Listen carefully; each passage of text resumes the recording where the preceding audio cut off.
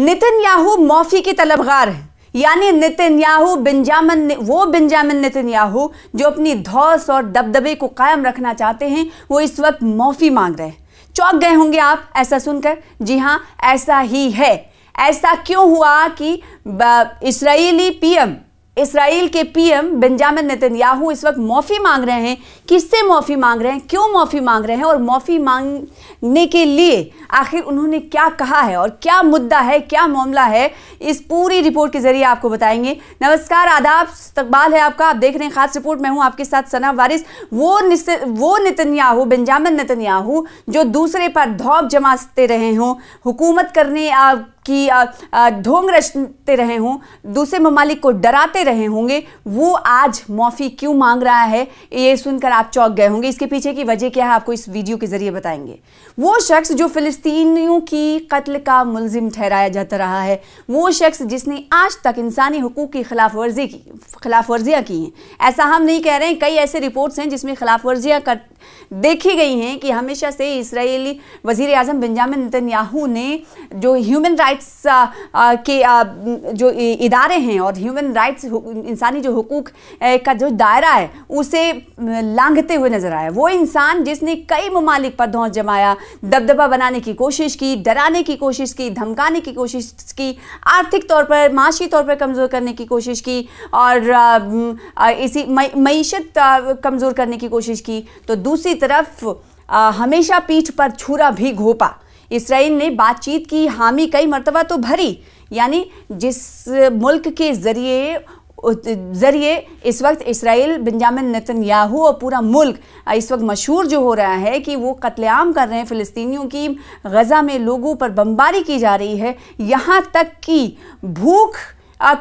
भूखमरी जो बची हुई है वो भी इसराइल की जिम्मेदार है, वो भी, उसके लिए भी इसराइल जिम्मेदार है, क्योंकि जो एड आ रहे हैं, इमदादी एड आ रही हैं, दूसरे कंट्रीज से आ रही हैं, वहाँ पर हम देख रहे हैं कि वो नाका लगाया गया है और उन एड को, उन ट्रकों को गज़ा में दाखिल होते हुए नहीं दाखिल होने दिया जा रहा है। तो इसलिए जो कानूनी तौर पर जो चीज़ें राइज होनी चाहिए उसकी भी खिलाफवर्जी किया है। इसराइल ने बातचीत की, खुला खिलाफवर्जी की है। बातचीत की मेज़ पर आने तक हमने देखा कि पहले उसने तजावीज़ को माना और उसके बाद उसकी खिलाफवर्जी कर दी गई। ना सिर्फ खिलाफवर्जी कर दी गई बल्कि दूसरे मुल्क के जान पर भी बनाए।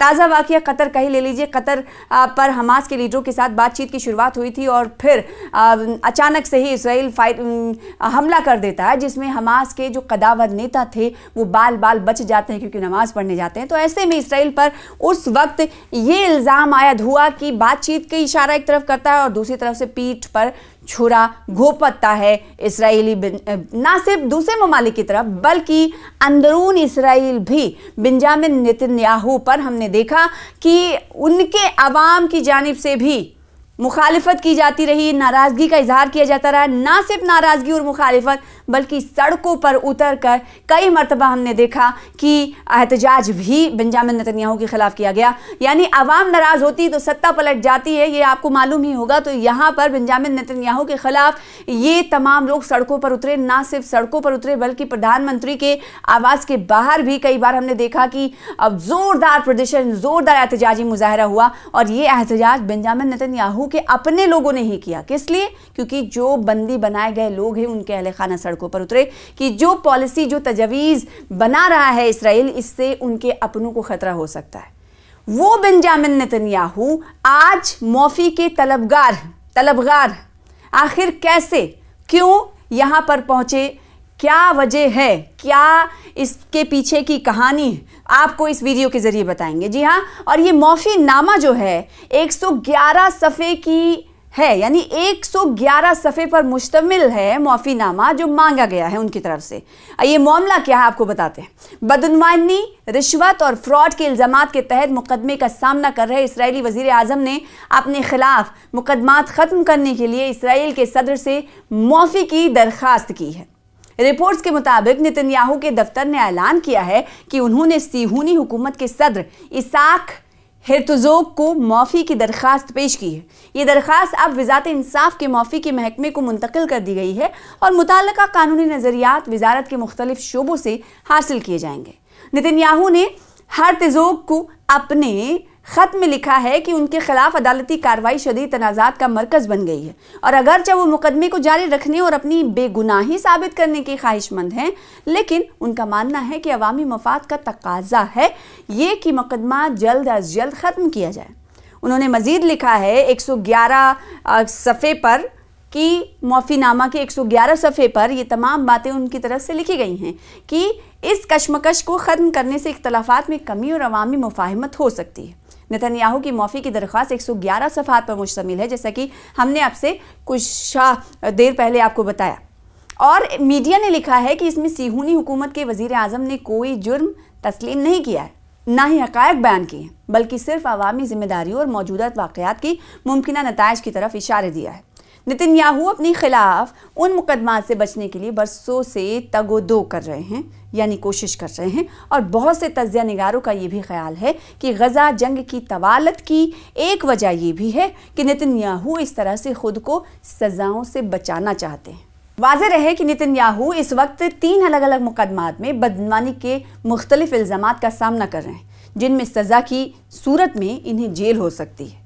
केस नंबर 4000 में उन पर माली मुफादात के बदले मुस्बत मीडिया कवरेज हासिल करने के इल्ज़ामात हैं, और नेस केस नंबर 1000 और 2000 में ताजिरों से महंगे तहाइफ हासिल करने और साजगार मीडिया कवरेज के लिए बातचीत के भी इल्ज़ामात आयद किए गए हैं। तो आप अंदाज़ा लगाइए, वो शख्स जो खुद अपने मुल्क में इल्ज़ामात से घिरा हुआ हो, मुकदमात से घिरा हुआ हो, वो इस वक्त पाठ जमाने की पूरे दुनिया में कोशिश कर रहा है, और वो उन ममालिक से दूरी बना रहा है जो इस वक्त उसके कत्ल गारतगिरी के तहत फ़लस्तीनी अवाम, गज़ा की अवाम सिहूनी हुकूमत के तहत इस वक्त परेशान हो रही है, और जो ममालिक गज़ा और फ़लस्तीनियों से हमदर्दी रख रहे हैं उन्हें भी निशाना बनाने की कोशिश की जा रही है।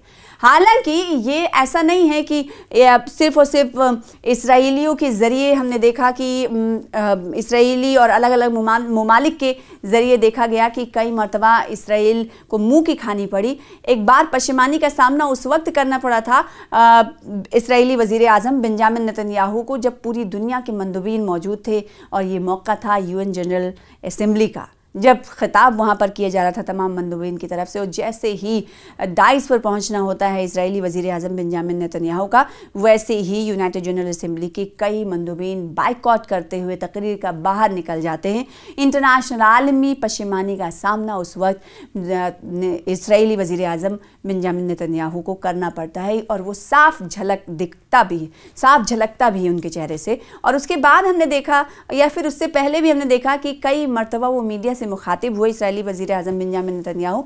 उन्होंने कहा कि हमें आइसोलेट रहने के लिए तैयार रहना चाहिए, यानी उनको ये मालूम है, इसराइल ये जानता है कि इस वक्त वो जो कर रहा है उससे उसे आइसोलेशन में रखा जा सकता है, किसी तरह का ट्रेड उसके साथ कर सकते, दूसरे ममालिक हाथ पीछे खींच सकते हैं, लेकिन फिर भी करता वही है जिसको वो करता आ रहा है, यानी जो मासूम लोग हैं उनकी जानें लेता।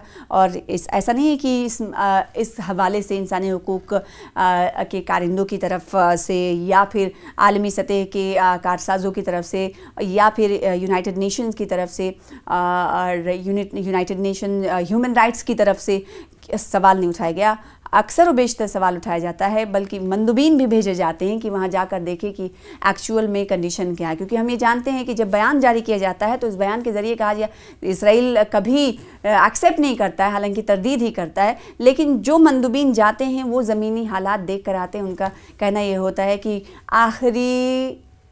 आखिरी सतह तक लोग वहाँ पर झेल चुके हैं, खाना नहीं मिल रहा है। आपने देखा होगा कि एयर ड्रॉप्स के पीछे पीछे पूरे इलाके के लोग भागते रहते थे, उस भगदड़ में भी कई लोगों की मौत हुई, भूखमरी का माल न्यूट्रिशन का शिकार हो जा रहे हैं बच्चे, और जहाँ पर जब बीमार होकर अस्पतालों में भर्ती किए जा रहे हैं तो वहाँ पर भी बमबारी कर देता है इसराइल।